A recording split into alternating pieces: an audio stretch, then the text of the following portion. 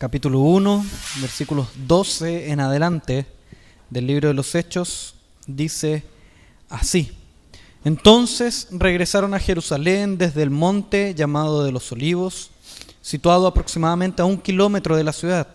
Cuando llegaron, subieron al lugar donde se alojaban.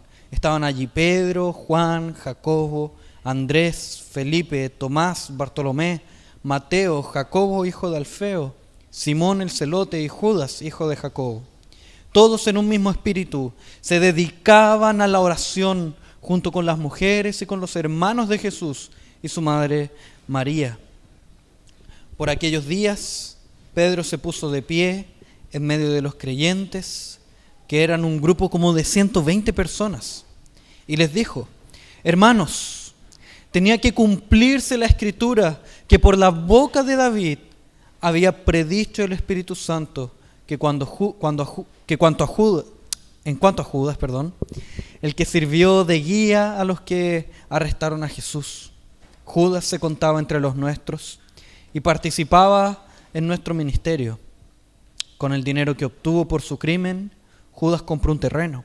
Allí cayó de cabeza, se reventó y se le salieron las vísceras. Todos en Jerusalén se enteraron de ello, así que aquel terreno fue llamado Aceldama, que en su propio idioma quiere decir campo de sangre.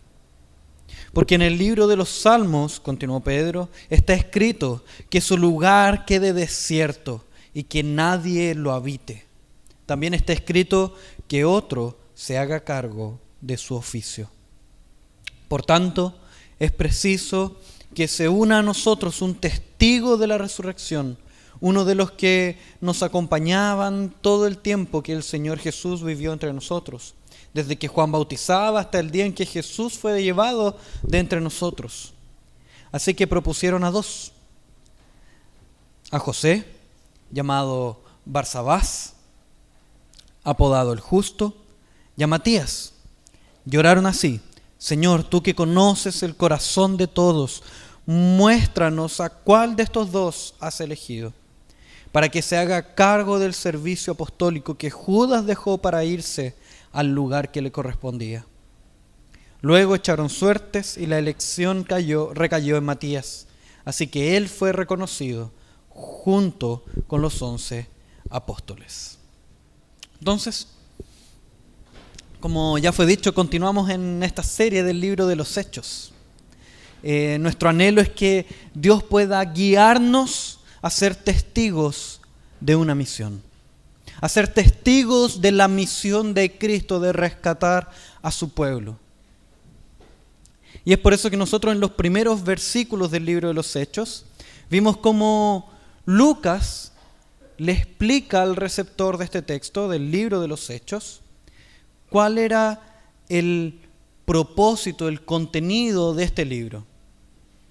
Entonces, para eso, Lucas primero le explica cuál era el contenido del libro anterior. El libro anterior a los Hechos es, escrito por Lucas,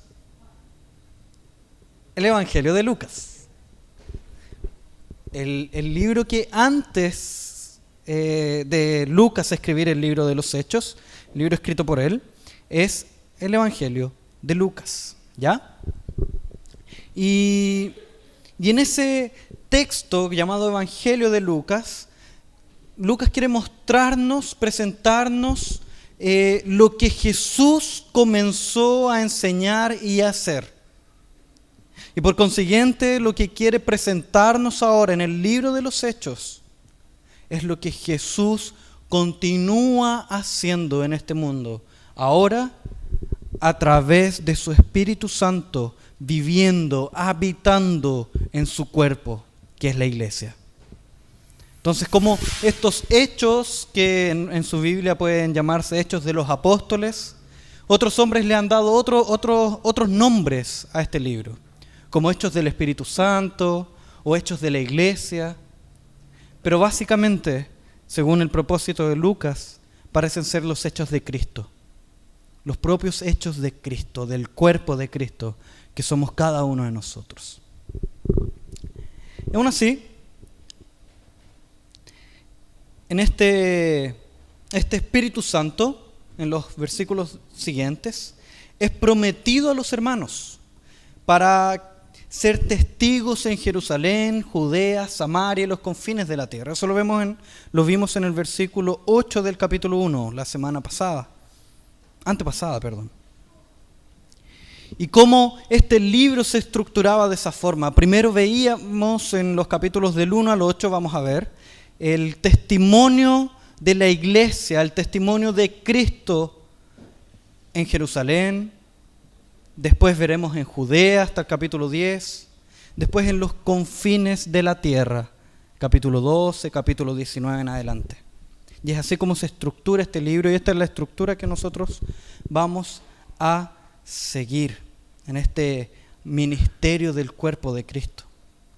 Entonces, luego el texto, recopilando un poco lo que vimos la semana pasada, muestra a hermanos atónitos, sorprendidos, mirando el cielo con nostalgia al ver que Cristo ya había partido. Y es ahí donde son visitados por hombres vestidos de blanco, que les invitan a dejar esta pasividad de mirar a los cielos y comenzar a prepararse para aquel que volvería. Esperar de forma activa la venida del Espíritu Santo que había sido prometido. Entonces ellos salen de esta sorpresa pasiva y empiezan a esperar de forma activa. Y es ahí donde sale la pregunta, ¿y qué es eso de esperar de forma activa? Suena raro, esperar, pero de forma activa, como una incongruencia, pero no es esa la idea. Existe una narración que busca explicar un poco lo que es esto de esperar, una espera activa. Una narración como una fábula, por así decirlo.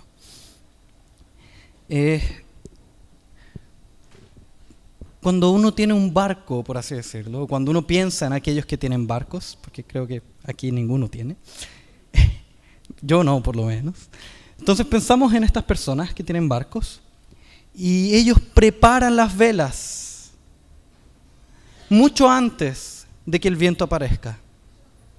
Cosa de que cuando el viento surja, ellos ya estén preparados, suelten las velas y puedan partir. Y surge un problema. Si ellos esperan el viento a llegar y recién ahí preparar sus velas, entonces cuando terminen de preparar todo esto, ya el viento habrá pasado y no lo habrán aprovechado. Esa es la idea de espera de forma activa. Prepararse para cuando ocurra el hecho esperado. Y esto es lo que veremos hoy en día. Cómo nosotros podemos prepararnos para ser testigos de la obra de Cristo. Esto es lo que quiere el texto mostrarnos. Cómo nosotros en esta misión de testificar la obra de la cruz de Cristo, nosotros podemos prepararnos cuando llegue el momento. Entonces, ¿cómo prepararnos para testificar de esta obra de Cristo? Primero, orando en unidad. Luego, mirando el mundo con las Escrituras. Y también llamando a otros testigos. Entonces, ¿a qué se refiere esta idea de orando en unidad? ¿Cómo es que nosotros nos preparamos para la misión de testificar? Orando en unidad. Primero debemos entender un poco qué es ser un testigo. Cómo nosotros vamos a orar para ser testigos sin saber lo que es un testigo, lo que era un testigo para estos hombres. ¿Qué se le estaba pidiendo a estos apóstoles cuando se les dice que deben ser testigos, testificar en Jerusalén, Judea, Samaria y los confines de la tierra? Esta palabra es una palabra muy antigua y se parece mucho a la palabra mártir, porque el Nuevo Testamento fue escrito en griego y la palabra que se usa para hablar de testigo es martireo. Entonces uno piensa y dice, se los estaba llamando a morir, básicamente. Pero no es tanto eso, porque las palabras como muchos de ustedes saben, a lo largo que va avanzando el tiempo, van cambiando de sentido.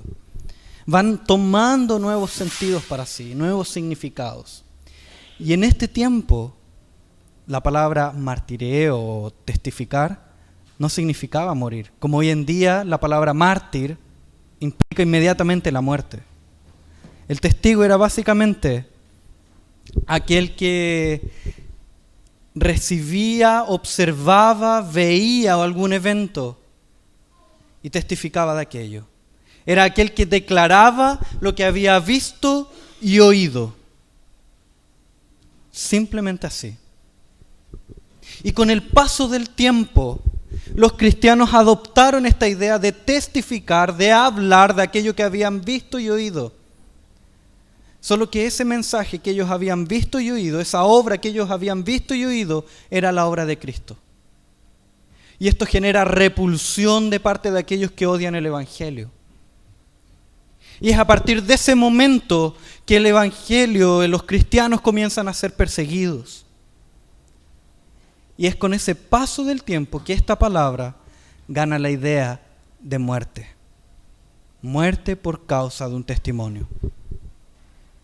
Pero estos hermanos que reciben este mensaje, a testificar, aún no tenían ese sentido para ellos, de morir, pero sí el de hablar constantemente aquello que habían visto y oído. Entonces, así alguien, por así decirlo, a modo de ejemplo, alguien que está presente en un accidente y ve cómo todo esto ocurre y suceden los hechos, este después debe testificar y decir exactamente cómo todo sucedió. Entonces, es importante comprender esto, súper importante, porque con regularidad nosotros hemos romantizado, hecho más romántico el relato bíblico.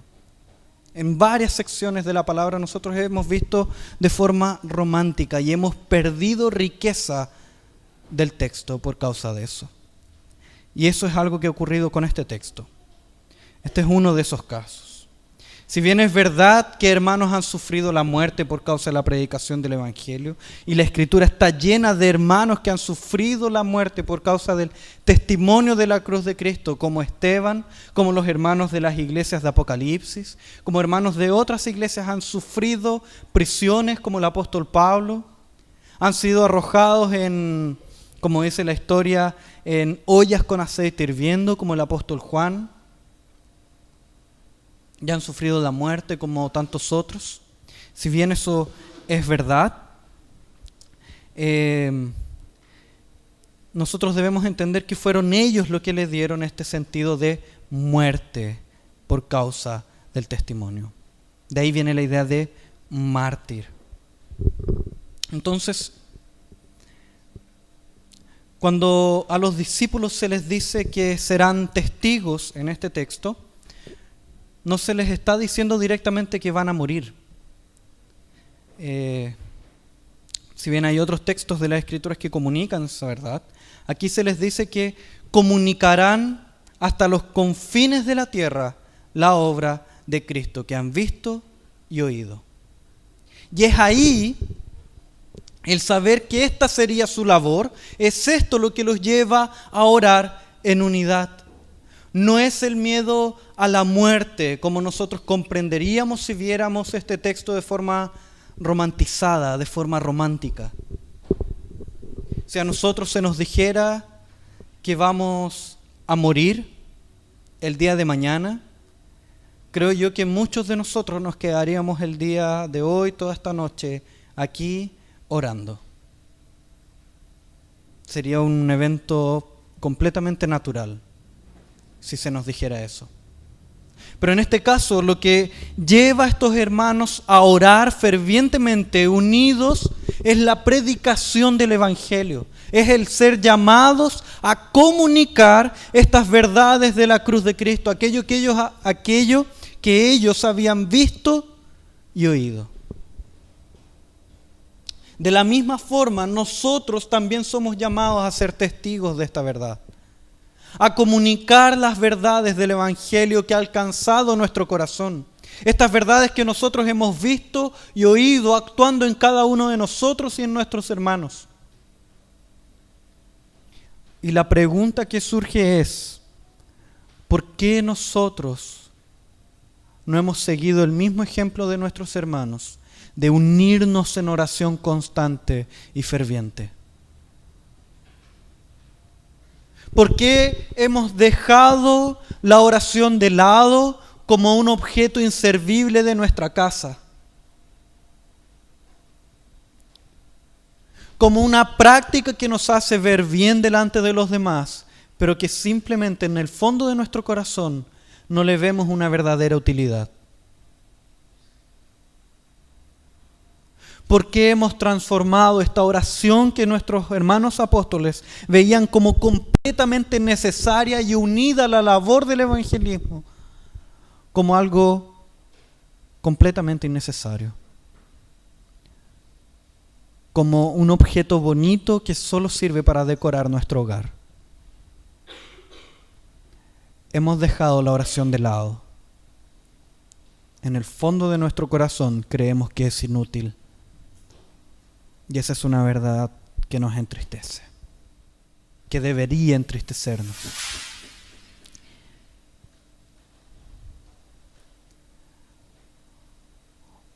O simplemente puede ser que tampoco estemos tomando en cuenta el llamado a ser testigos.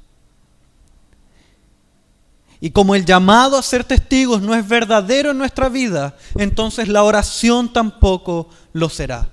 Y si la oración tampoco es verdadera en nuestra vida, entonces, ¿para qué ser unidos como un cuerpo? Si ya hemos perdido todo propósito y toda conexión y necesidad de un Dios altísimo, que nos ayude a completar este propósito que Él nos ha dado. Vean cómo todo esto es una cadena muy bien hilada y unificada, donde si no hay predicación del Evangelio, no hay oración. Si no hay predicación del Evangelio, si no hay oración, jamás habrá unidad en nuestra iglesia. Y es así como poco a poco vamos destruyendo nuestra comunión con Dios. Poco a poco vamos destruyendo nuestra espiritualidad. Y poco a poco vamos trayendo destrucción a nuestros amados hermanos, a nuestra iglesia. Como poco a poco vamos dejando a Dios de lado. Ese es el problema de romantizar el texto. Perdemos perlas maravillosas que sirven para aplicarlas en nuestra vida y amar más a Cristo.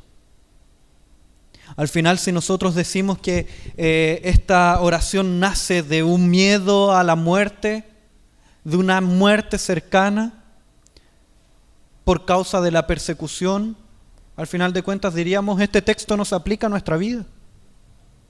¿Por qué hoy en día nosotros no estamos siendo perseguidos? No hay personas encarceladas por causa de la predicación del Evangelio. No hay personas que están siendo asesinadas o encarceladas porque entregaron un folleto en la calle. Entonces, ¿para qué se aplica este texto a mi vida? Ese es el problema de romantizar las Escrituras, de verlo como algo vacío y sin sentido. La oración ferviente nace de un corazón que anhela ver almas rendidas al pie de la cruz de Cristo, que buscan adorarle por siempre y para siempre. Si nosotros no estamos orando en nuestra vida de iglesia, en nuestra vida personal, es porque al parecer nuestro corazón no anhela ver más y más personas rendidas glorificando a Dios. Y ese es un serio problema. Y es por esta razón que nuestro deber es unificarnos en oración. Es por esta razón que nuestro deber es volver a ser un cuerpo, no porque enfrentamos a algún enemigo común, No por alguna dificultad, no por alguna persecución, no por algún problema, como dice muchas corrientes sociológicas, que las personas se unen cuando enfrentan problemas comunes. Nuestra unidad se fundamenta en la cruz de Cristo, en el evangelio de esa sangre derramada, en la sangre de Cristo. Y que nosotros nos unimos para predicar el evangelio, no porque tengamos algún enemigo en común, sino que porque hemos sido llamados a hablar y comunicar aquello que hemos visto y oído, aquello que Cristo ha hecho en nuestra vida, aquello que Cristo hizo en esa cruz. Entonces, ¿cómo prepararnos para ser testigos? En primer lugar, orando en unidad. Y al mismo tiempo que orar en unidad, debemos comprender que en este camino enfrentaremos dificultades, barreras, impedimentos. Y es ahí donde cabe a nosotros ser hábiles en la palabra y mirar estas dificultades con la Escritura. Entonces nosotros debemos aprender que además de orar en unidad para poder prepararnos para testificar, debemos mirar todo lo que nos rodea con las Escrituras, todo lo que sucede con las Escrituras e interpretar las cosas que están a nuestro alrededor con la palabra. Ser hábiles en la palabra.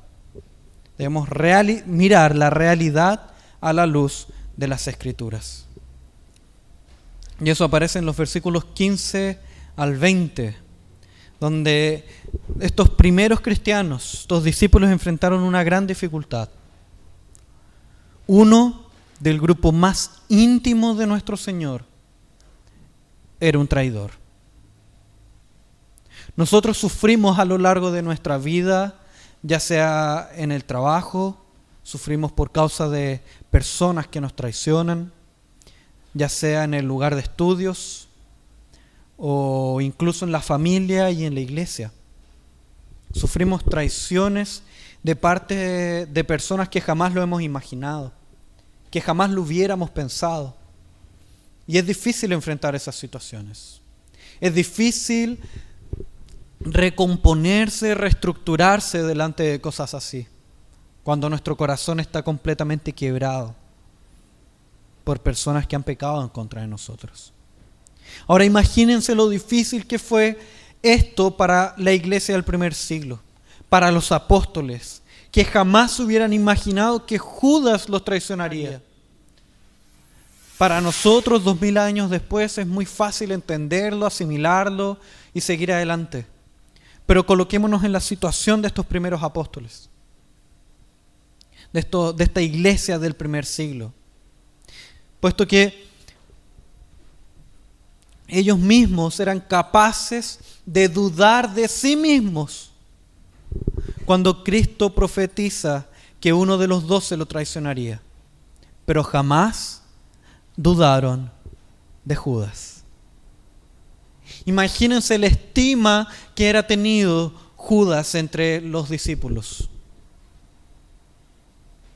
Y aún así sufrir esta traición debe haber sido terrible para los discípulos. Aún así, delante de esta adversa situación, Pedro se levanta y explica cómo el mismo Espíritu Santo que ellos estaban por recibir había hablado por medio de David.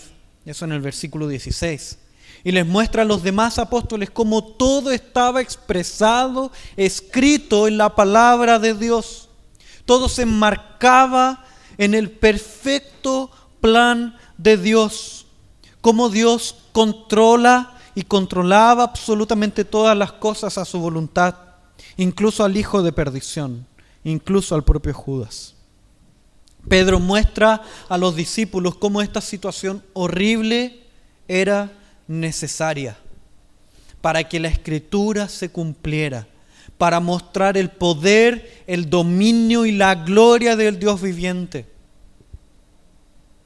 que el destino de cada uno de los pasos de Judas estaba escrito, estaba siendo guiado por las manos de Dios.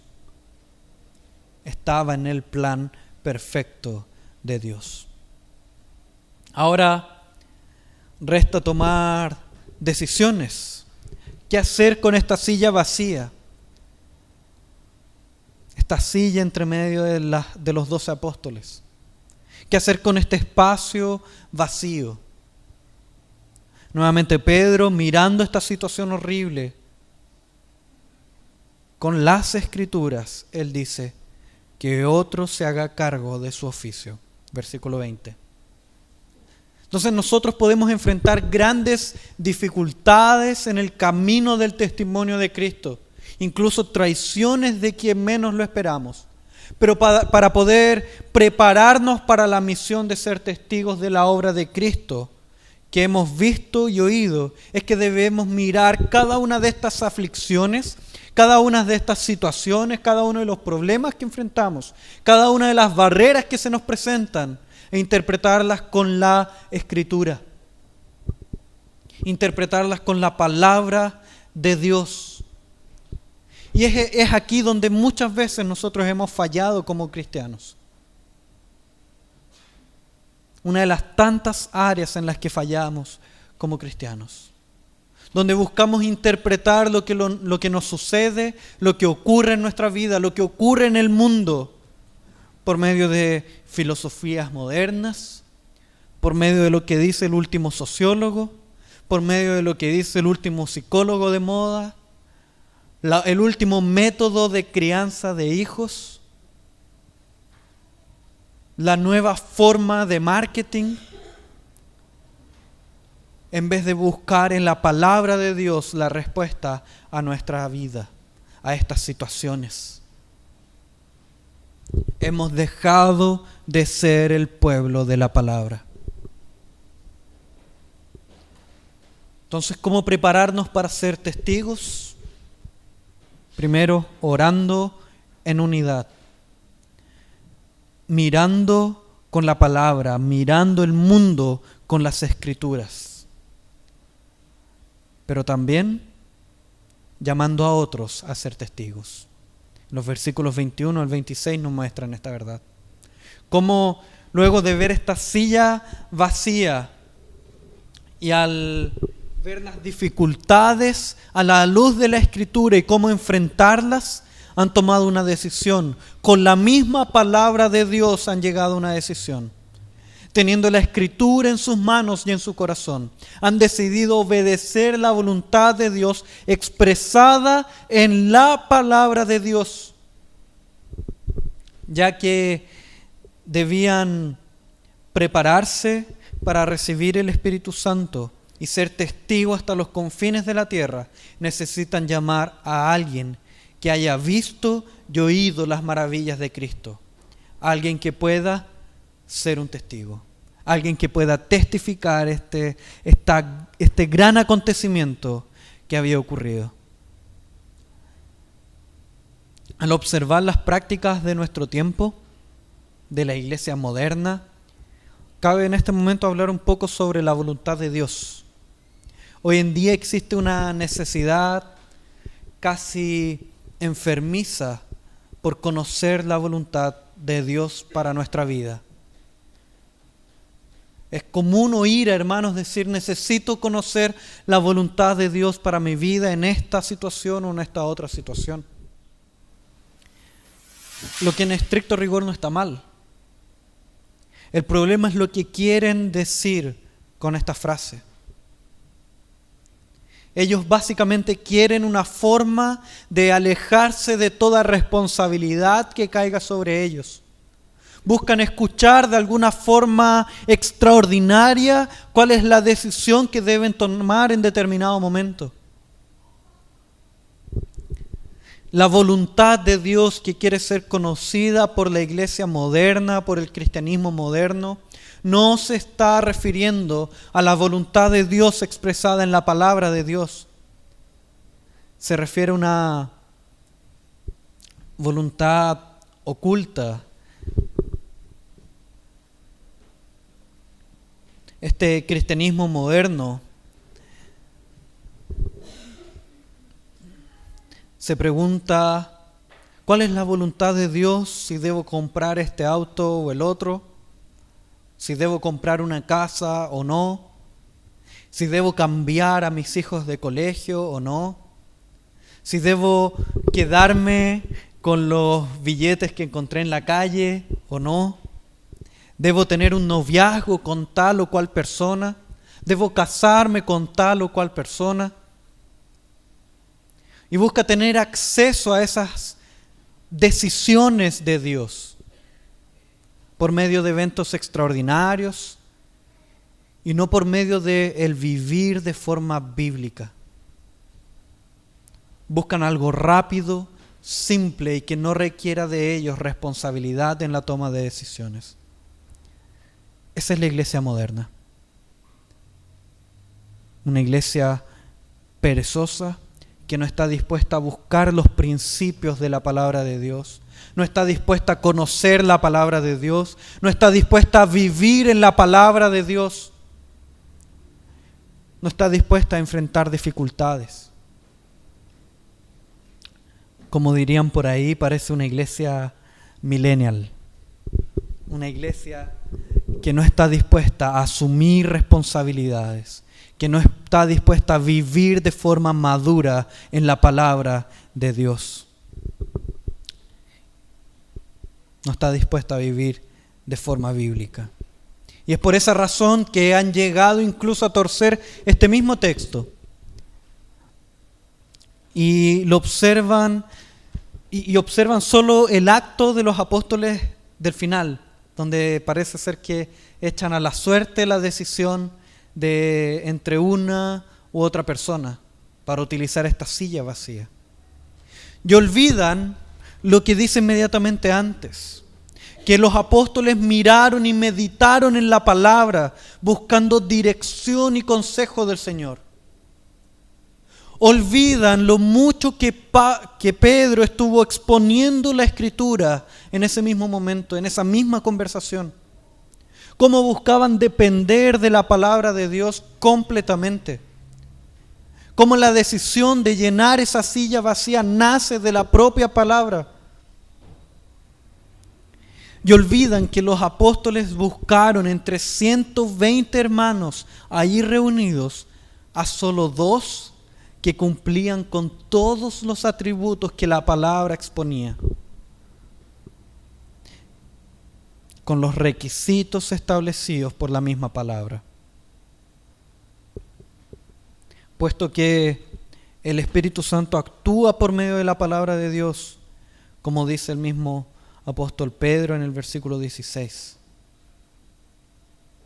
Es ahí donde vemos un caso no de personas que buscan una voluntad oculta de Dios, sino que de hombres que se someten a la palabra de Dios y buscan vivir sus pasos en conformidad a la palabra de Dios. Y es así que siguiendo la voluntad de Dios en la palabra, los apóstoles llaman a otro testigo para que pueda ser completado el número de los 12 apóstoles. De la misma forma, cabe a nosotros llamar a aquellos que han sido testigos de la obra de Cristo en su vida y hacerlos partícipes de este llamado a testificar constantemente de la cruz de Cristo. Y ese es nuestro deber. Nuestro deber es orar en unidad, es mirar absolutamente todo con las Escrituras y es llamar a otros testigos. Pero ahora te llamo a recordar la historia del barco, por así decirlo. Esta idea de prepararse antes que el viento llegue. Así como estos discípulos eran llamados a prepararse antes de que el Espíritu llegase y se apoderara de ellos. De la misma forma nosotros debemos prepararnos para testificar. Pero hay una pequeña dificultad. Una pequeña mala noticia. El viento ya está soplando. El viento ya está soplando. El Espíritu Santo ya ha venido. El Espíritu Santo ya ha alcanzado tu corazón. El Espíritu Santo ya mora en ti. Y es probable que tú no te hayas preparado.